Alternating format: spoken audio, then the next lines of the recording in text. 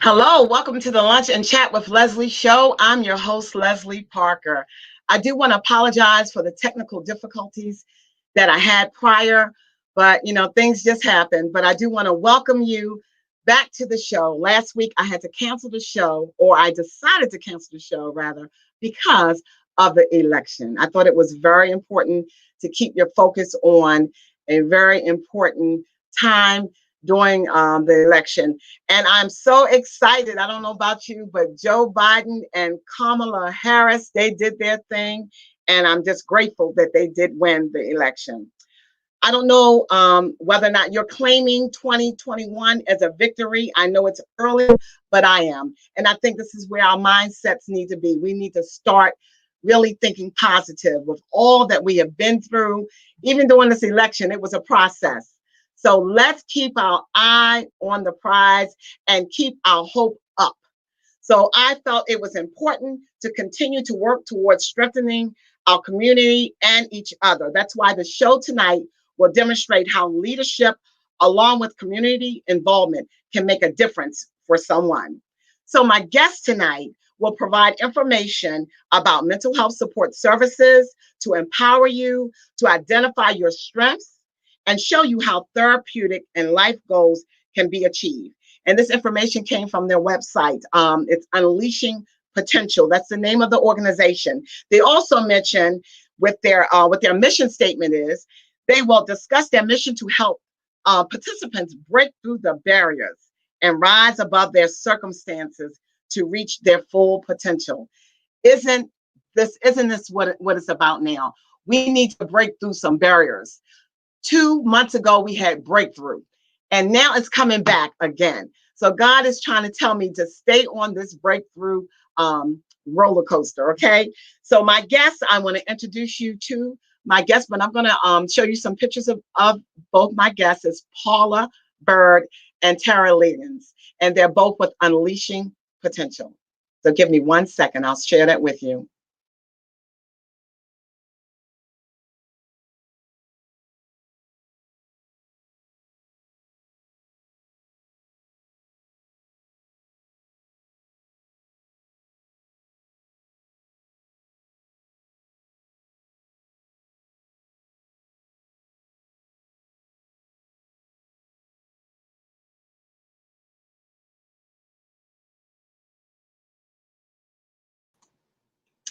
Aren't the ladies beautiful? Yes, I met Paula probably about 2 months ago over the summer, not really knowing what she did, what her occupation was. But that's why it pays to stop and talk to people, because you never know what kind of impact you can have on their life. So Paula introduced when I called her, and I think I found a brochure about her business, actually at my State Farm office. So I read it a little bit more in detail, and I said, wow. She and her partner, Taryn Liggins, are here to help. It's called it's a psychiatric rehabilitation program to help people that suffers from different type of depression and just need help with daily living. So without further ado, I'm going to bring the ladies on the broadcast and introduce them to you. Hi. Hi, ladies. Hi. Hi, welcome to the Lunch and Chat with Leslie show. I thank you for joining me tonight, and I do apologize for the technical difficulties. So thanks for hanging there with me. Okay. Sure. Great, great, great. It was weird, but things happen for a reason, right? That's right. I think it's just going to be better and better. So I was just telling the viewers about your business, a little bit that I do know about your business, but I want you to elaborate a little bit more. Can you tell us what is Unleashing Potential and what is it about? Unleashing Potential is an organization that we started about 2 years ago, almost to the day. Pretty close to the day this month. And we started it with a focus on psychiatric rehabilitation program, or PRP services. And the focus of those programs are to support people who are in therapy and need additional services to help them with their daily living activities. Excellent. So is this similar to like social determinant needs, would you say? someone that they can't, really function by doing just simple things in life. We had mentioned maybe brushing their hair or just getting out of bed, or does it pertain to something like that? Yeah. So our services vary from anywhere from helping them, like you said, with daily living activities. Maybe they need more motivation to get out of bed because of the depressed mood. They struggle with, doing those simple things like brushing their teeth and just getting themselves together. It could be self-care. It could be housing, finding a job. Some people we assist with, writing their resume and just getting ready, job readiness. So it varies. But, all of those things is included in the services that we provide, but they are our therapeutic support. So it goes to show you, granted, when we're sick or we have health concerns and health issues, it's important, to get help from your doctor in terms of just telling you what medicines to take or what you need to do. But sounds like you ladies have gone beyond that and applied more of, I guess, a hands-on, more of a personal need, so where you've reached out to someone. Because, I've had issues where I was really feeling down when I lost my sister, my loved one. That was a grief issue, and I went through a depression. But what I did was I did reach out to some friends, and they checked up on me. So I guess the same thing that you guys do. You do check up on people that I guess may have a breakdown, whether it be mental, psychological. Yeah. And we check up on people normally when we're not in the midst of a pandemic. Yeah. We do it in person, and we actually do go to people's homes to work with them. Okay. So we meet our participants at their homes in the community. For children, we might meet them at school, after school. If, a person is struggling with their exercise routine, maybe we'll go take them for a walk when we meet with them. So normally it's very involved and very hands-on. Right now, we're doing all of our services via video, like this, video conferencing. And so as we hope to get back to being able to do things in person. But in the meantime, we're being very creative and finding ways to still assist all of our participants with their needs through video chat, secured video chats. And that seemed to be the way now. I said video chat, even the talk shows now are doing video chat. Right. So I guess we'll be this way. Look, I'm claiming it maybe January 2020. You never know, a miracle will happen and we can come face to face and see one another. Because what the plan is next time when I have you on the show is that you ladies will sit right in the studio with me and we'll have a conversation then. How does that sound? That sounds great. Great. I'm gonna tell you, I was just pondering on everything that you offer, and I just have to tell you, I'm really impressed with your process. I work in healthcare, so I know that there's certain referral forms and consent forms that you have to get from the patients. And I took a look over, I hope you didn't mind, but I got on your website and I did pull some information down. But man, your referral form, it looks like you do everything, You just mentioned a couple of them, but I'm going to tell some of the viewers, you deal with community living, coping skills, crisis management, social skills, trauma, sexual issues. So can you explain that a little bit more when you say the sexual issues? What is that? What does that pertain to?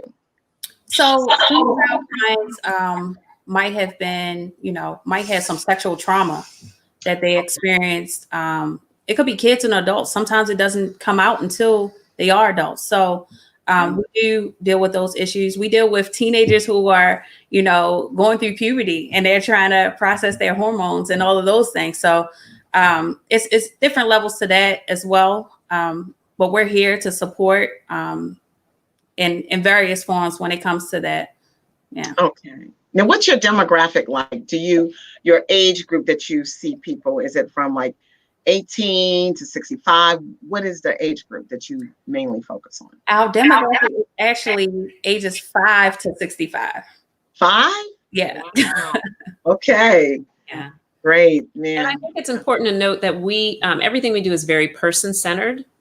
So we don't go into a meeting with any of our participants thinking, okay, this person's dealing with depression, so we're going to do X, Y, Z. We really we do a thorough assessment with them when they first come on board. And from that assessment, we talk to them about what they actually want to accomplish for themselves. And then we develop an individual rehabilitation plan that's based on the goals that they set for themselves. And we work with them to help them achieve those goals. So it's all very person-centered. Yeah, that's great. And I think when I talked with you last week, when we were going to do the broadcast, by me, I was telling you about healthcare, how it's going in a different direction, where primary care doctors, before, they take out, they give you what your diagnosis is, tell you, whether or not you need to take this pill and so forth. But now they're required, or they're starting to have more of a relationship with their patients, to talk to them a little bit more, maybe take 5 minutes, not just checking on, what their hematocrit levels are, the A1C, the high blood pressure, but really diving in a little deeper to find out what's going on, because you really don't know what a person's going through, right? Until it gets to that point. Some people, I guess, they hold it in. So, some of the things that you deal with patients that have that's bipolar, right?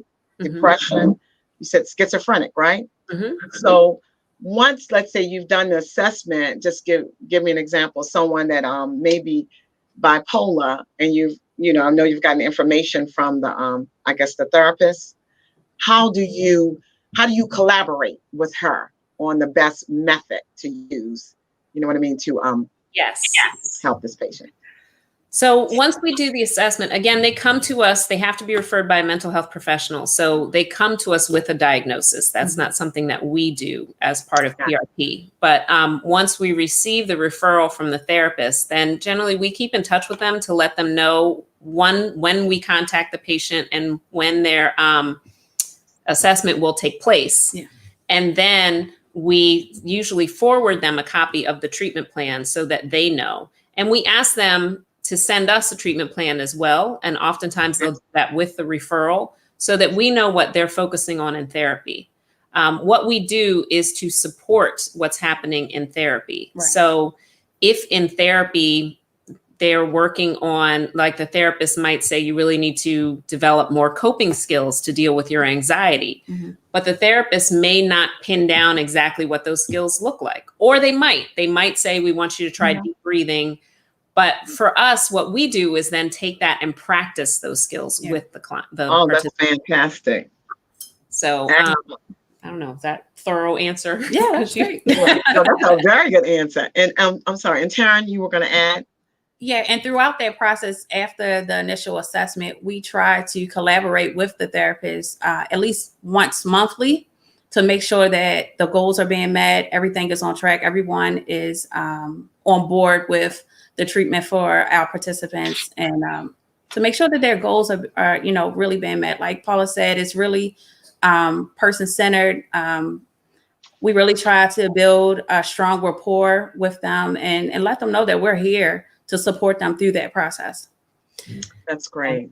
And with that, we're dealing with people with depression. So sometimes the depression gets really bad, and there might be thoughts about suicide or hurting themselves or cutting themselves or things of that nature. So it's really important that we keep in close contact with the therapist for those reasons as well, so that we're aware of where the participants are, if they've mentioned something in therapy, and vice versa. Sometimes, the rapport that we have, that Taryn will develop with them is very different from the type of rapport they may have with their therapist. So oftentimes we find that we're informing the therapist of things that are going on that they maybe weren't aware of. Right. Yeah, because I think people will open up to who they feel comfortable with, you know. They may look at the therapist as, like I said, doctors, something about that white coat syndrome or whatever it is. They just look at them like, oh, it's just a doctor. But maybe they look at you as, actually someone that can help them, through the process. Because I'm sure people that are, first of all, some people are afraid or even, feel really ashamed to let someone know that they're experiencing these issues. And sometimes, like you said, medically, they can't help it. I mean, Right. how do they know that they're bipolar or schizophrenic? But I'm sure they can probably figure something's not right, because they, just fitting in with the rest of the world, makes it even difficult for them to just function, I guess, in life.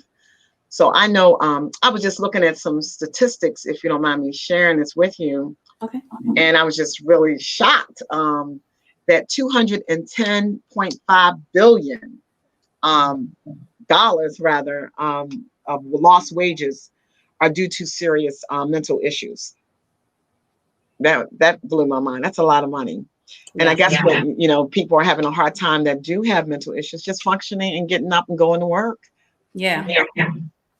Just doing something. We have several clients, maybe the majority of our adults, is that fair to say, who struggle either. Oftentimes they can get a job. That's not the problem. The problem becomes maintaining the job.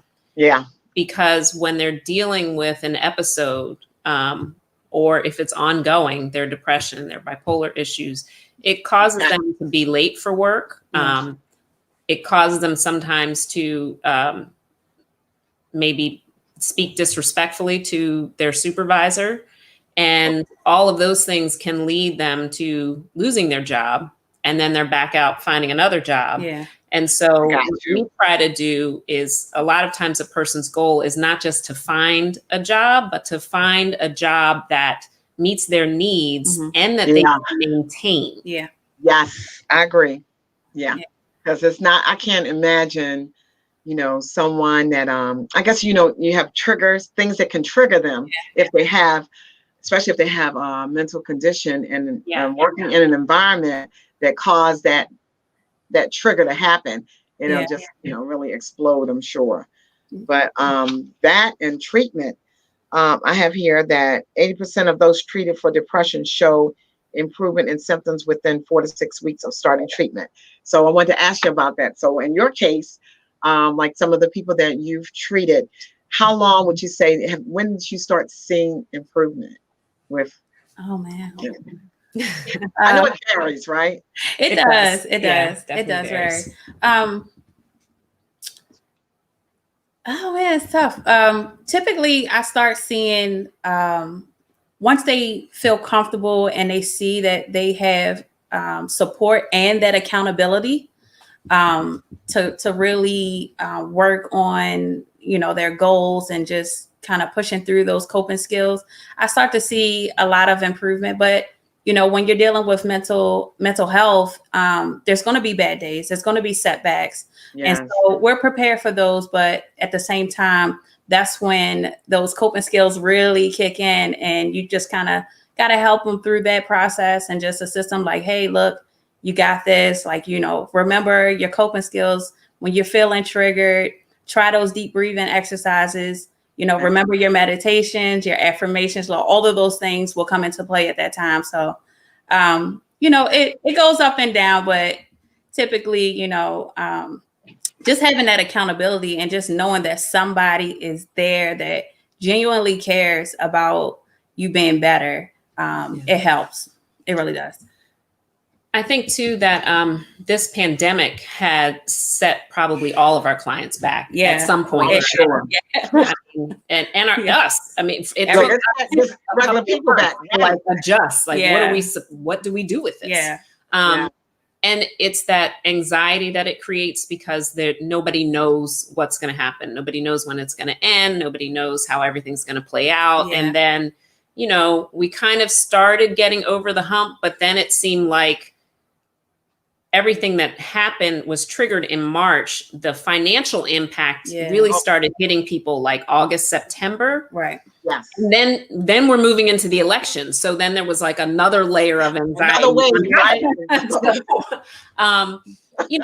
She was just talking about setbacks, and it just made me think. I mean, there are things that an individual can be triggered by something, but this is the first time that in our lifetime we've experienced kind of triggered something that like worldwide anxiety. So, and I think it was positive in that it shifted some of the way that our relationship is with our with our participants. Mhm. I also have a mental health practice, so I have clients as well Okay. that are not in our PRP program, but they're separate clients. And it makes everything real, because it's like, look, I'm sorry, my child might pop her head in while we're doing this session because We're home. we're home. Right, I don't have a babysitter. We're Like, what- homeschooling. Yeah. Yeah. And that, like, we're trying to, I know Wow. Taryn juggles with trying to see her clients while she's homeschooling her Wow. child. And, it put us all on the same playing field in a Yeah. way, which I think had some very positive outcomes as well. Lots Yeah. of transparency. Yeah. You have to be transparent. It just shifted, Yeah. it shifted some of the walls that we place around our roles. Right. You know how a teacher's like, I'm the teacher and you're the I'm the student. teacher. Yes. Now it's like, no, we're all in this together. Yeah. And specifically right now, Sure. when we're talking about setbacks, we're coming into the holidays, and a lot of individuals Oh. experience seasonal depression. Mhm. And so when the holidays come, depressed mood increase, we see a lot of those things happen. And like Paula said, right now in the middle of a pandemic, the holidays are going to be different for everybody. We're not going to be able to spend that close time with our loved ones the way we want to. So it's almost a learning curve for everybody in the process. And so, just having that support and, that system in place, it's going to be really helpful, coming into the holiday season as well. So how did you prepare your clients for, because now that you're doing virtual, so I know, like I mentioned to you, I work in healthcare, so the doctors had to do the telehealth and everything. So how did you call them? Did you send them an email saying, to let them know that you're still connected to them? So how was that process? Yes. All of the above. We called, Did it all. sent texts, sent an email, sent out we had to do a new consent form for video services. So we had to do all of those things in the beginning. And it wasn't really much prep time because, it was like, hey, shelter in place, pretty much. Right. Like, you're going to be home, and then maybe a week in between. Yeah, it's supposed to be 2 weeks, I think we thought initially. Mhm. And then it was like, nope, this is not going anywhere. Yeah. So, we So just do you have any clients that have, well, the good thing about it, if you can't see them through virtual, through video, you could call them. Because some people may not have internet connection. I'm sure that was probably a problem too. Yeah. And then depending on your clients, like the one that's 60 something years old, well, my mother's 80 and she's having, I know that she couldn't do this, but I did help her. She had a telehealth visit with her doctor. And I was like, well, what is this, right? Because it was even new to me. I never did a telehealth visit on the phone. So I said, she said, why don't you figure it out? Come on, you should know this. I don't know. So I know that, it just has been challenging for a lot of people. Hopefully we can look back and say, remember when? Yeah. We're looking forward to it. We survived. Remember, this experience, like I said, I'm sure it's either on one end of the spectrum. Some people it's drawn people closer. And then especially if people that are depressed and the people that they live with, they don't know how to handle that depression, just because that could be my brother that's depressed or my sister's depressed. It doesn't mean I'm the best person to deal with that depression. So kudos to you ladies for stepping in and filling in that gap and being there for people in your community. And I wanted to put this broadcast together because I see that this is a major issue. Mm-hmm. And unless it's being addressed on an ongoing basis, family members, they don't really talk about it, and they say, oh yeah, I think my brother or my sister suffers with this, but nothing's being done about it. So I guess I know there's no cure necessarily for especially, I guess, someone that's schizophrenic or bipolar, but you're able to help them manage. Is that correct? Yes. Okay. We definitely Great. And I think that's a huge part of it, because what makes it a mental health disorder is that it impacts their ability to do normal daily living activities. Right. And so we help them with that.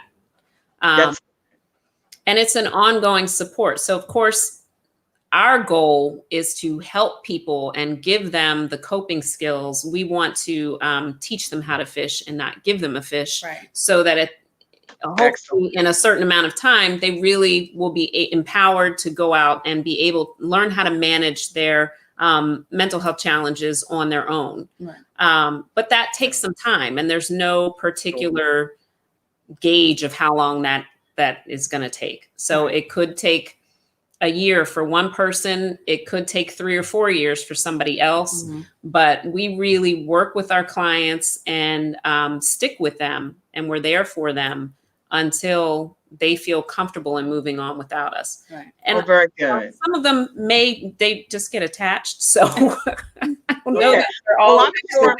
Hey, if you're helping me with elbow services, I'm gonna get attached to you. Matter of fact, I'm gonna call you guys tomorrow. Yeah, you do a lot. That is excellent. My gosh. So since we're talking about, Veterans Day is coming up tomorrow. And I know with this post-traumatic stress syndrome thing, I definitely want to go ahead and thank our veterans for serving our country. They've been through a lot, and I just want to take this time to thank them. But I'm going to, definitely thank them tomorrow. I'm going to put a segment together tomorrow just for the veterans. But I noticed with that, our veterans have been pushed aside, not given the opportunity to, they can't find work, they're struggling, as you mentioned, with this post-traumatic stress syndrome. So are your clients, do you have any clients that are veterans? Just curious. No. We don't, and it's highly unlikely that we will, because most of them will get their services through the VA. Yeah. Oh, absolutely. That's right. Yeah. So we've discussed it and would be interested in trying to develop a way that we could partner with the VA, but that might be something that's much larger than our wee little organization. Right. Okay. No, it sounds like even though it sounds like it's 2 of you, but it sounds like you guys got some big things happening. So size doesn't matter. It's the quality of it, and the quality of service is important. Well, and the reason why we had the discussion in the first place is because we do this because we genuinely care about people, and we really want to see people thrive and be the best that they can be. And so we've run into people who are veterans and ask us questions, and then we ask them what type of insurance, and they say they have insurance through the VA, and that's not something we can accept at this time. But we love to be able to, because I feel like our veterans really need a lot of this support. Yeah, maybe a support group. Yeah, even if we. So I'm gonna tell you, I have a couple people that said some things here. So, and Kelly Brunson said, "This is a very good broadcast. Mental health is so important." I concur. Someone else said, "This is a great topic." So, and I'm getting a lot of yeses here. They love it. Someone here, Unique Moore, we used to work together at a health exchange. So, people are really, they realize, I think more and more people realize, especially now, because you have more time. When you have more time to think about things, you have just things just come up that you don't even think about. I know that when I was, when the pandemic first happened, and I was in school, getting my master's, and I was just pacing. I'm like, what is going on? It just wasn't normal. I felt like I was being shut in. I was getting claustrophobic, and I did not like it in one bit. So I can imagine just someone that is, just suffers with depression on an ongoing basis, how difficult this pandemic has had an effect on them. Yeah. And I don't know, how long? Well, you said you've been doing this for how long? For this? So we've had this company since 2018 is when we incorporated. Okay. We officially really started because there's a process that has to take place after you incorporate. So we really started seeing clients about a year ago. But prior to that, we met working at another PRP organization. Okay. And so what areas do you service? Is it just in the Baltimore area, or do you service anybody? Like, are you just in this jurisdiction, or is it like in Howard County? Are you in Virginia? Not Virginia. It's more so like Baltimore and like some of the surrounding counties. Okay. Yeah, So we, our target area is Baltimore County, Baltimore County. Yeah. but we can actually service people in any of the Maryland counties. Yeah. So Okay. we keep our reach pretty close only because assuming one day we will actually go back out Open to back visiting up. people, we don't want to be driving to Ocean City Yeah. to see somebody. Oh, okay. Oh, I had to drive to Ocean City on my job. I hated it. Crossing the bridge. Yes. But not for an hour visit and then Yeah. gotta Okay. Okay. I got you. I got you. Man. Well, I know I have your information here. I know I have just your website. So if anyone wants to reach out to you to and make an appointment or just to, ask you some questions, do you prefer say they can go on your website, or is there another contact information you can let them know now? You can go on our website, which you'll see there on the screen. And then our email is info@unleashing-potential.org. And our phone number is, you can actually call either of us directly, but the 410-855-4460 is my cell phone. 410-855. 4460. Okay. 410-855-4460. Okay. And So then the I'll put email number again in the is, chat. okay. The email again is info@unleashing-potential.org. So info, you said at unleashing. -potential.org. Oh man, I don't have my glasses on. You'd be lucky if I get it right. I feel you. Mine are right here on the table. Also, ORG. I think it's helpful for people to know that for our adults, so anyone 18 years of age or older, generally they would see their therapist usually like 2 to 4 times a month. So like once a week or once every other week. We see them 6 times a month. Oh. So we provide an addition up to 6 times a month, but we provide that additional level I of was going support. to ask you that. Okay. Yeah. And then for kids, it's 4 times a month. 4 times and up to 6 times. That's good, because I was going to ask you, how much time would be, especially someone that's having like really chronic issues with mental chronic issues. Is there a set time where you should spend this time with them, or I guess it depends. Again, it depends on the person. Yeah. Okay. It depends on the person and the issue. Yeah. You've spent.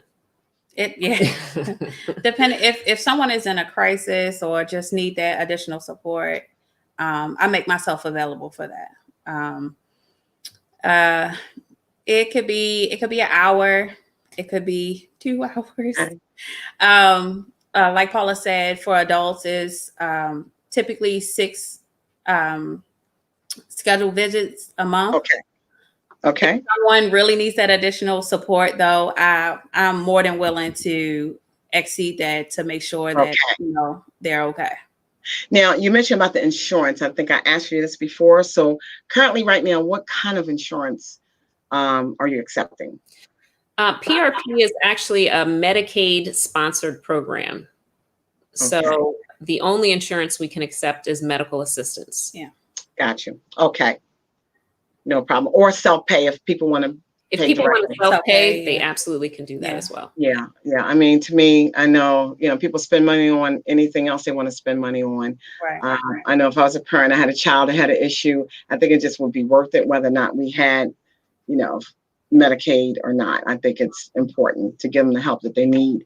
I do have someone's made a statement here, which I thought it was very good. She said, yes, mental health is an excellent topic. Too many people are ashamed to admit it. But it's there. Sometimes you don't even realize you are going through it. Bipolar is one of the major issues. Yeah. That is so true, Letty Haynes. Yes. Very good. Very true. Absolutely. Yes, and also she has depression. Yes. Yeah. Oh, yeah. I think one of the things that we do with all of our client or participants in the beginning is during the assessment, we ask them to identify their strengths. Yeah. Okay. And because not only are we person-centered, but we're strength-based. And it's interesting because people often have a very difficult time identifying their strengths. They do. And one of the ones that we can always point out to them right away, whether they see it or not, is that they are determined because they're getting help. Right. So yeah, when we're doing the assessments, we listen very closely to what they're saying when they're telling us their history and little things about. We start developing rapport right then. And that's one of the last questions. And when we get there, we're always ready. Like if they don't have an answer, I got 3 things already. Like you don't see it. You're strong because you're sitting here in front of me right now, right? That's good. You're determined because you knew that you needed help and you were able to reach out for help. And that's not an easy thing to do. Right. So we always commend all of our participants on that because this is a voluntary program. People are never like court ordered to do PR, right? Okay. Yeah. So it's important to acknowledge that they have that strength and they want to do better and be better. And that's huge. Yeah. Well, that's good that you don't focus on their weaknesses, because I'm sure, if you keep the focus on what's wrong with them, what's going on, but you're making, you're trying to provide solutions for them and to let someone know. I mean, it's like building them up, making them feel empowered, feeling better about themselves, knowing that, hey, I can do this. Don't give up on yourself, right? Right. And we do ask them what their needs are because we want to make sure that we're addressing what they feel are their needs, right? I mean, you can talk to somebody and we get information from the therapist, and the therapist might say they need to work on this and that and the other. Right. And, you can sit there and look at them and talk to them and be like, oh, I see that they've struggled. Maybe they want to work on their trauma. But you have to ask that person, where are you right now? Let me meet you where you are. Right. What are your problems and how can we help? Yeah. And one of the things that I felt was so powerful about our PRP program prior to the pandemic is when we do these assessments and we're going right to their living room. We're going right. We see the environment that they're in. We're meeting them right where they are. Excellent. Like Paula said, and they get to really just speak how they feel and really express their feelings. Their comfort zone. Yeah, it's not the office. Sometimes they might feel a little more comfortable with sharing that information with us because they're in the comfort of their home, and they're there. They can just be their self, and they're not as uptight and feel like, okay, I need to say this or I can't say that or whatever it is. So that's one of the things that it's not like they have to walk up. How like if someone is going to see a therapist, you gotta walk in the building and everybody else is sitting in the waiting area, whatever. You go up to the counter and you're telling you there to see Dr. such and such, whatever. Yeah. So you've made it more personable and they're in their environment. Oh man, it's always good to be in an environment that you're comfortable with. Yeah. Well, I tell you, ladies, this has been an outstanding, informative broadcast. And because you have so much to offer, I would like to, like you said about the seasons, it's really hard, probably bring you back again and we'll talk on some more topics. How does that sound for you? Great.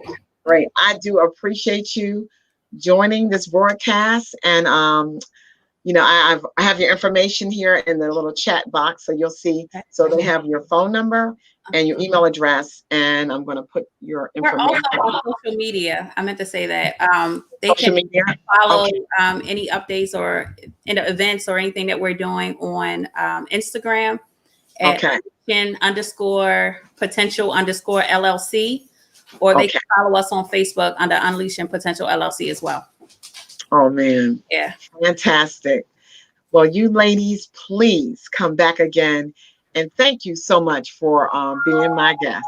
So I always tell people, look, this is when I'm going to zap down, but you're always welcome to come back. Thank you. Thank you so much. Thank you. And you have a great day. And I'll talk to you soon. All right. Yes. Everyone be well and stay safe. For sure. Thank you. You do the same. Okay. There you have it. I hope you enjoyed this broadcast tonight, Unleashing Your Potential. And the organization's name is Unleashing Potential. Please check these ladies out. I think the services that they have to offer is great. It's phenomenal. I mean, we all need help. And this is what we're going through right now. We're going through a period in time where there's so many people that have been affected by the pandemic that has had effect with some personal things throughout their life over a period of time, from the time they were born. Some things they just can't help. But why leave them on the side of the road? Reach out and grab someone's hand. Sharing is caring, and reaching out to someone is very important. So I thank you for joining in this broadcast, and we will talk to you next week. I will put a topic out probably the next day or two, so you will you will learn more about it. But I do want to let you know that mental health is important. So if you have someone that's in your family that's suffering through mental health, please get them the help that they need. And you take care and you have a great evening. I hope you enjoyed this broadcast.